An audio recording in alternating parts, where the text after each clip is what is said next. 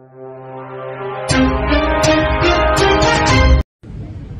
మహిళలైతే కడుపు మంటకి గురై వేసేల రాజధాని అని ఎలా అయితే వాళ్ళకు అవమానం కలిగించినట్టు భావించి ఎంతమంది అయితే ఉద్యమించారో వాళ్ళ మీద ద్వేషం చిమ్ముతూ సజ్జల గారు చేసిన వ్యాఖ్యలు వారు పిశాచులని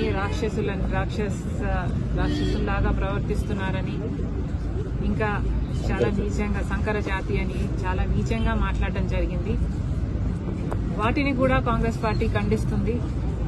తప్పు చేసినప్పుడు క్షమించండి అని అడగడంలో నామోషీ లేదు.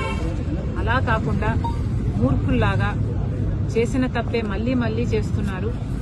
ఇది వైసీపీకి కొత్తేమీ కాదు. ఇదే సజ్జల గారు, ఇదే సజ్జల రామకృష్ణ రెడ్డి కొడుకు కూడా భార్గవ గారు కూడా నన్ను కూడా వదిలిపెట్టకుండా నా మీద కూడా ఒక సైన్యం సోషల్ మీడియా వేదికగా పనిచేశారు. రాజశేఖర రెడ్డి బిడ్డనని చూడలేదు, ఒక మహిళనని చూడలేదు, ఒక తల్లినని చూడలేదు. చాలా కించపరిచిన సందర్భాలు అనేకం. జగన్మోహన్ రెడ్డి గారు ఊత పదంలా చెప్తుంటారు, నా అక్క చెల్లెలు అని.